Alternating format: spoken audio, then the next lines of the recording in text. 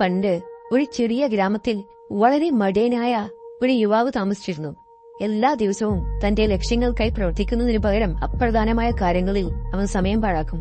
അവൻ വളരെ വൈകി ഉറങ്ങുകയും അതുപോലെ വൈകി ഉണരുകയും പ്രയോജനപ്രദമായി ഒന്നും ചെയ്യാതെ മണിക്കൂറുകളോളം ചിലവഴിക്കുകയും ചെയ്യും. അലസത അവന്റെ സന്തത സാഹചര്യമായി മാറി. അവന്റെ മാതാപിതാക്കൾ അവനോട് എന്തെങ്കിലും ചെയ്യാൻ ആവശ്യപ്പെടുമ്പോഴെല്ലാം അവൻ ഓരോ കാരണങ്ങൾ പറഞ്ഞ് നിരസിച്ചുകൊണ്ടിരിക്കും. ഉത്തരവാദിത്തമുള്ളവനായിരിക്കാൻ അവർ അവനെ ഉപദേശിച്ചു. പക്ഷേ അവൻ ഒരിക്കലും ആ വാക്കുകൾ ശ്രദ്ധിച്ചില്ല. പകരം തന്റെ പ്രവർത്തികൾ മാറ്റേണ്ടതുണ്ടെന്ന് പറയാൻ വിസമ്മതിച്ചുകൊണ്ട് അവൻ തിരിച്ചു വാദിച്ചു. അവൻ എപ്പോഴും പറയുക, ഞാൻ നാളെ ചെയ്യും. പക്ഷെ നാളെ എന്നത് വന്നതേയില്ല. കാലം കഴിയുന്തോറും അവന്റെ സുഹൃത്തുക്കൾ ജീവിതത്തിൽ മുന്നേറാൻ തുടങ്ങി. അവർ വിജയം കൈവരിക്കുകയും ജോലി കണ്ടെത്തുകയും സ്വന്തം ബിസിനസ്സുകൾ ആരംഭിക്കുകയും ചെയ്തു.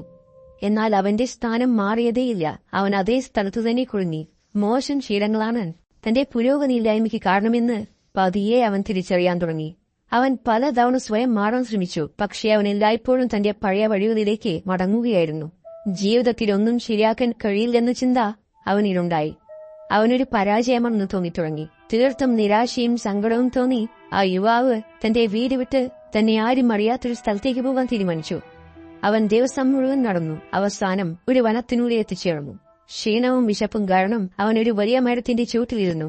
ജീവിതത്തിൽ താൻ ചെയ്ത എല്ലാ തെറ്റുകളെയും കുറിച്ചോർത്ത് വിഷമിക്കാൻ തുടങ്ങി. അപ്പോഴാണ് ആ കാട്ടിലുണ്ടായിരുന്ന ഒരു ചെറിയ കുടിൽ അവൻ ശ്രദ്ധിച്ചത്. ജിജ്ഞാസയോടെ അവൻ കുടിലിനരികിലേക്ക് നടന്നു. ഒരു സന്യാസി അവിടെ ശാന്തമായി ഇരിക്കുന്നത് അവൻ കണ്ടു. അദ്ദേഹം ധ്യാനത്തിൽ മുഴുകിയിരിക്കുകയായിരുന്നു. കണ്ണു തുറന്നപ്പോൾ ചെറുപുഞ്ചയോടെ യുവാവിനെ നോക്കിക്കൊണ്ട് അദ്ദേഹം ചോദിച്ചു, സുഹൃത്തെ, നീ ആരാണ്? നീ ഈ കൊടുങ്കാട്ടിൽ എങ്ങനെയാണ് എത്തിപ്പെട്ടത്? യുവാവ് ആ സന്യാസിയോട് തന്റെ പ്രശ്നങ്ങൾ പറയാൻ തുടങ്ങി. താനൊരു പരാജയമാണെന്നും ജീവിതത്തിൽ എന്തു ചെയ്യണമെന്ന് അറിയില്ലെന്നും അദ്ദേഹത്തോട് പറഞ്ഞു. സന്യാസി ക്ഷമയോടെ അവൻ പറയുന്നത് കേട്ടു. അവന്റെ കണ്ണുകൾ നിറയുന്നതായി അദ്ദേഹം ശ്രദ്ധിച്ചു. സന്യാസി അവന് വെള്ളവും ഭക്ഷണവും കൊടുത്തു. എന്റെ പ്രിയ അനുജ, നീ ഇത് കഴിക്കൂ. വിശപ്പുള്ളതിനാൽ നിനക്ക് വ്യക്തമായി ചിന്തിക്കാൻ കഴിഞ്ഞെന്ന് വരില്ല. അവൻ ഭക്ഷണം കഴിച്ചതിനു ശേഷം സന്യാസി പറഞ്ഞു, ആരും പരാജയപ്പെട്ടവനായി ജനിക്കുന്നില്ല. നമ്മൾ ആരാണെന്നല്ല, മറിച്ച് നമ്മൾ ദിവസവും ചെയ്യുന്ന കാര്യങ്ങളാണ് നമ്മുടെ ജീവിതത്തെ രൂപപ്പെടുത്തുന്നത്. നമ്മുടെ ദിവസം ആരംഭിക്കുന്ന രീതി മാറ്റാൻ നമുക്ക് കഴിയുമെങ്കിൽ നമ്മുടെ ജീവിതം മാറ്റാനാകും. ആ ചെറുപ്പക്കാരൻ അല്പം ആശ്ചര്യപ്പെട്ടു. അവൻ സന്യാസിയോട് ചോദിച്ചു, ഗുരുദേവ, ദിവസത്തിന്റെ ആരംഭം എങ്ങനെയാണ് നമ്മുടെ ജീവിതത്തിൽ ഇത്ര വലിയ മാറ്റമുണ്ടാക്കുന്നത്? അദ്ദേഹം ചിരിച്ചുകൊണ്ട് മറുപടി പറഞ്ഞു, നമ്മുടെ ദിവസത്തിന്റെ ആരംഭം കാര്യമായ സ്വാധീനം ചെലുത്തുന്നു. ശേഷിക്കുന്ന ദിവസം അതനുസരിച്ച് പോകും. നമ്മുടെ ദിവസം നന്നായി ആരംഭിക്കുകയാണെങ്കിൽ ശേഷിക്കുന്ന ദിവസവും വളരെ നല്ല രീതിയിലാകാൻ സാധ്യതയുണ്ട്. എന്നാൽ നമ്മുടെ ദിവസം മോശമായി ആരംഭിക്കുകയാണെങ്കിൽ അത് എളുപ്പത്തിൽ വിപരീത ഫലങ്ങളുടെ ഒരു ശൃംഖലയിലേക്ക് നയിച്ചേക്കാം. അവൻ അപ്പോഴും ജിജ്ഞാസയോടെ ചോദിച്ചു, ഗുരുദേവ, ദയവായി എന്നോട് പറയൂ, എനിക്ക് എങ്ങനെ എന്റെ ദിവസം നല്ല രീതിയിൽ ആരംഭിക്കാനാകും? സൗമ്യമായ പുഞ്ചിരിയോടെ സന്യാസി മറുപടി പറഞ്ഞു, സത്യത്തിൽ ഇത് വളരെ ലളിതമാണ്. അത് രാവിലെ എഴുന്നേൽക്കുന്നത് ശീലമാക്കുക. ഈയൊരു ചെറിയ ശീലം നിന്റെ ജീവിതത്തിൽ മറ്റു പല നല്ല മാറ്റങ്ങളിലേക്ക് നയിച്ചേക്കാം. ഒരു പൂവ് വിരിയുമ്പോൾ തേനീച്ചകൾ താനേ ഇതിലേക്ക് വരും. അതുപോലെ നമ്മൾ നേരത്തെ എഴുന്നേൽക്കാൻ തുടങ്ങുമ്പോൾ മറ്റു നല്ല ശീലങ്ങൾ സ്വാഭാവികമായും പിന്തുടരാൻ തുടങ്ങും.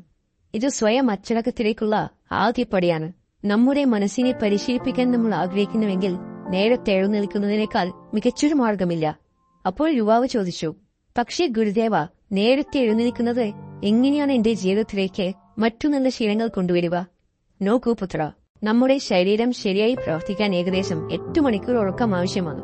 നമ്മൾ നേരത്തെ എഴുന്നേൽക്കാൻ തുടങ്ങുമ്പോൾ സ്വാഭാവികമായും നമ്മൾ രാത്രി നേരത്തെ ഉറങ്ങാൻ തുടങ്ങും.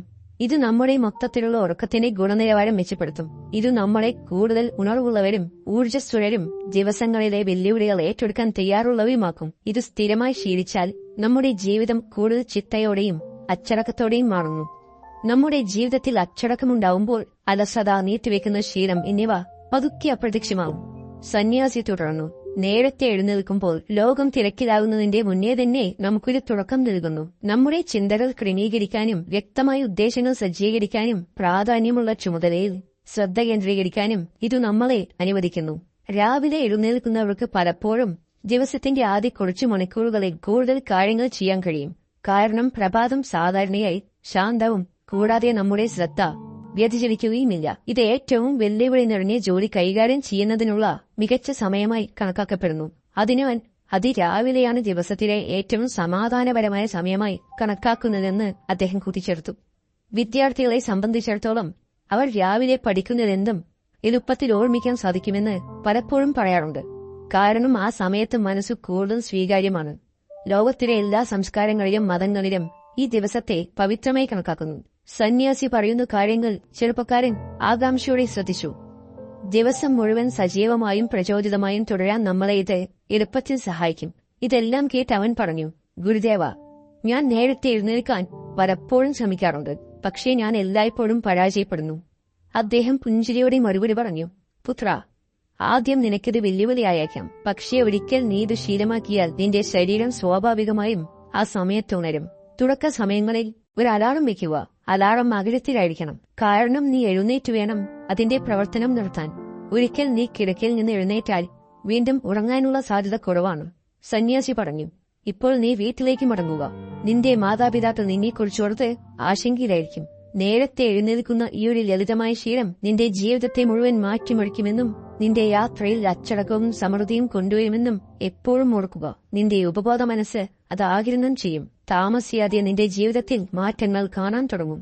സന്യാസിയുടെ വാക്കുകൾ അവൻ ഊർജ്ജം നൽകി. ആത്മവിശ്വാസത്തോടെ അവൻ എഴുന്നേറ്റു നിന്ന് സന്യാസിയെ ആദരപൂർവ്വം വണങ്ങി. സന്തോഷത്തോടെ അവൻ വീട്ടിലേക്ക് മടങ്ങി.